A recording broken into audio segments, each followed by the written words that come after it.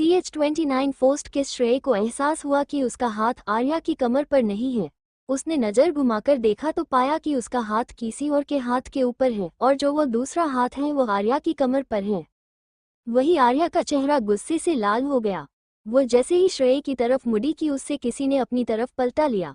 आर्या जो श्रेय को थप्पड़ मारने वाली थी, उसे समझ ही नहीं आया कि अचानक ये हुआ क्या।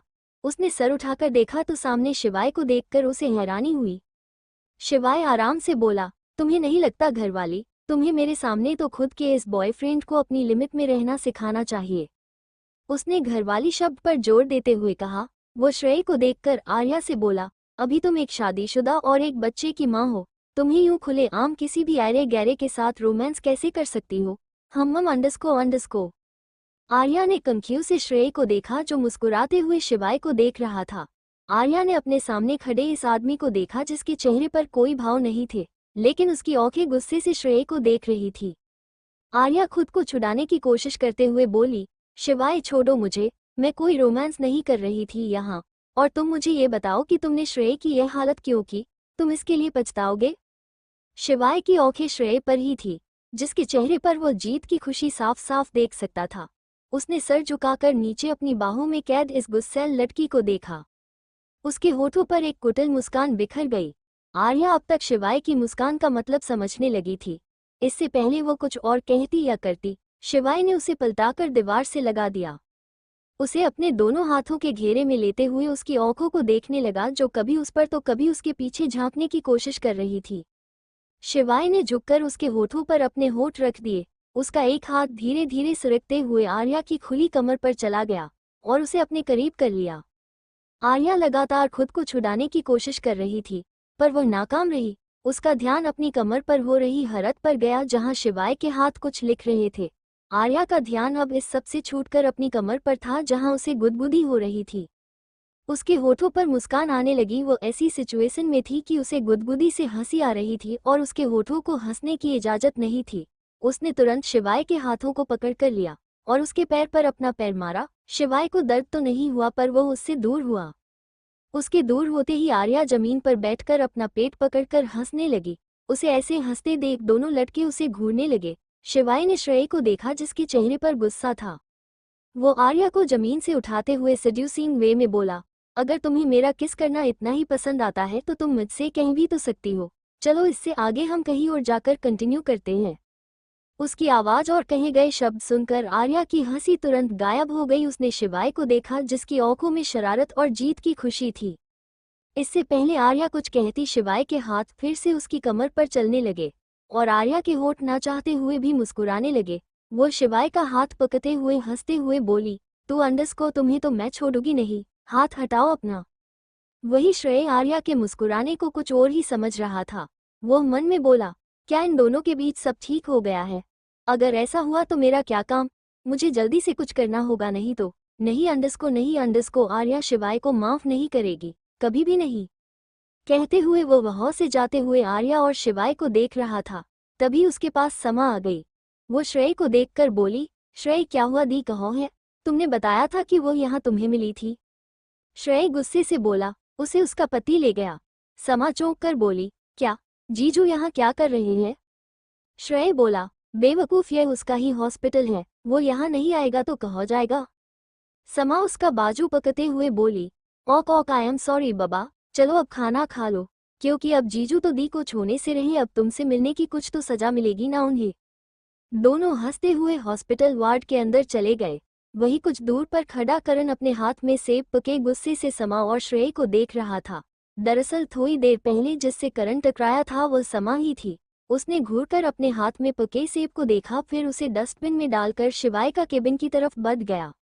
शिवाय के केबिन में अंडस्को आर्या अभी भी हंसे जा रही थी और सामने बैठा शिवाय सर पके अपनी चेयर पर बैठा था। जब शिवाय ने नहीं रहा गया तो वह झल्ला कर बोला, बस करो, कितना हंसती हो, मैंने बस तुम्हारी कमर को छुआ था और उसमें भी अंडस्को, तुम ऐसे अंडस्को चुप होने का नाम ही नहीं ले रही हो। शिवाय की बात पर आर्या और जोर जोर से हंसने लगी। शिवाय उठाकर उसके सामने गया और उसे वार्न करते हुए बोला, अगर अब तुम चुप नहीं हुई तो देख लेना। आर्या उसकी बात पर जमीन पर बैठकर हंसने लगी। शिवाय सीरियस आवाज में बोला, मैं मजाक नहीं कर रहा हूँ। आर्या फिर भी चुप नहीं हुई। शिवाय झल्लाकर वापस अपनी सीट पर जाकर बैठ गया। तभी केबिन का दरवाजा खोलकर बेधड़क दीव अंदर आई और आर्या को यूं हंसता देख कुछ देर के लिए उसके कदम ठिठक गए। लेकिन फिर जब उसका नजर शिवाय पर गई तो वह मुस्कुराती हुई अपने हिल्स को जोर जोर से पटकते हुए शिवाय के सामने जाकर खड़ी हो गई। शिवाय ने सर उठाकर देखा तो वह दीव को देख उसे थोड़ी हैरानी हुई।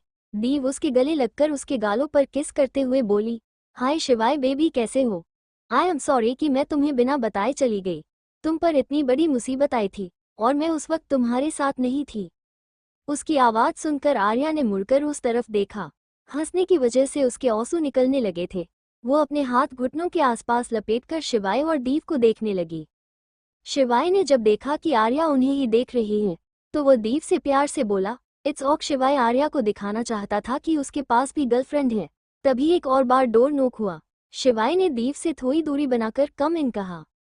दरवाजे से दौड़ता हुआ शिवांश अंदर आया और सीधा जाकर आर्या की गोद में बैठ गया।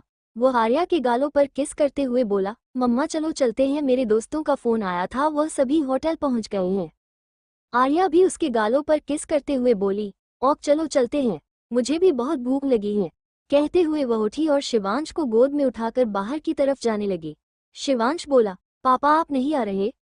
शिवाय से पहले आर्या बोल पड़ी, नहीं आज उनकी एक बहुत इम्पोर्टेंट मीटिंग है दीव आंटी के साथ, इसलिए वो नहीं आ पाएंगे, हम ही चलते हैं। शिवांश ने मायूसी से शिवाय की तरफ देखकर कहा, इट्स ऑक पापा, अगर आप नहीं आने चाहते तो मैं समझता हूँ। आर्या शिवांश के गालों पर किस करते हुए बोली, दैट्स लाइक माई बॉय। वो दोनों शिवाय के केबिन से बाहर निकल आए। वो दोनों कुछ दूर पहुंचे ही थे कि शिवाय ने उन्हें पीछे से आवाज लगाई। दोनों ने पहले एक दूसरे को देखा, फिर शिवाय को। शिवाय उन दोनों के सामने आकर बोला, मैंने कब कहा कि मैं नहीं आऊंगा? दीव से मेरी मीटिंग करण कर लेगा। अभी हम सभी लंच पर जा रहे हैं, शिवांश के दोस्तों के साथ। शिवांश खुशी से चहकते हुए उसकी तरफ लपकते हुए बोला, पापा आप सच में आ रहे हैं ना? शिवाय उसे अपनी गोद में लेते हुए बोला, हाँ शिवू, पापा सच में आ रहे हैं। बातें करते हुए वो तीनों वहां से चले गए। असम में अंडस्को हेल्थ केयर हॉस्पिटल अंडस्को एक खून से शने आदमी को स्ट्रेचर पर लाया जा रहा था। उसके बगल में एक औरत रोते बिलखते हुए डॉक्टर से उस इंसान को बचाने की भीख मांग रही थी। डॉक्टर ओटी के अंदर जाते हुए उस महिला से बोले, आप चिंता मत कीजिए, हम अपनी पूरी कोशिश करेंगे।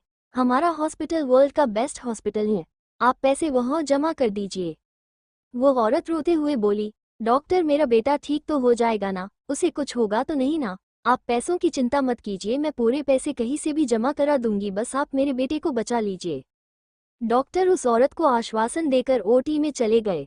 वो औरत रिसेप्शन पर गई और हॉस्पिटल का बिल पूछा। बिल की रकम सुनकर वो औरत फिर से रोने लगी। 50 लाख, कहाँ से लाएगी वो इतने सारे पैसे? रिसेप्शनिस्ट उस औरत को देखते हुए बोली, अगर आपके पास पैसे नहीं है तो आप इन नंबर पर बात कर सकती हैं, ये हमारे हॉस्पिटल में पैसे डोनेट करते हैं, इनमें से सभी आपकी मदद कर सकते हैं। आप एक बार बात करके देख लीजिए, कुछ हो सकता है तो। क्या मैं आपका नाम जान सकती हूँ? जी, स्वरा मित्तल, वो औरत बोली। रिसेप्शनिस्ट उनकी तरफ फार्म बाते हुए बोली, जी मैम, आप बिल्कुल भी चिंता मत कीजिए, हमारे हॉस्पिटल में पैसों से ज़्यादा लोगों को अहमियत दी जाती है। हमारे चेयरमैन आपकी मदद जरूर करेंगे, लेकिन यहाँ कुछ डॉक्टर बुरे भी हैं, आप उनसे बचकर रहिएगा, जैसे अभी अभी जो अंदर गए ऑपरेशन करने, वह भी।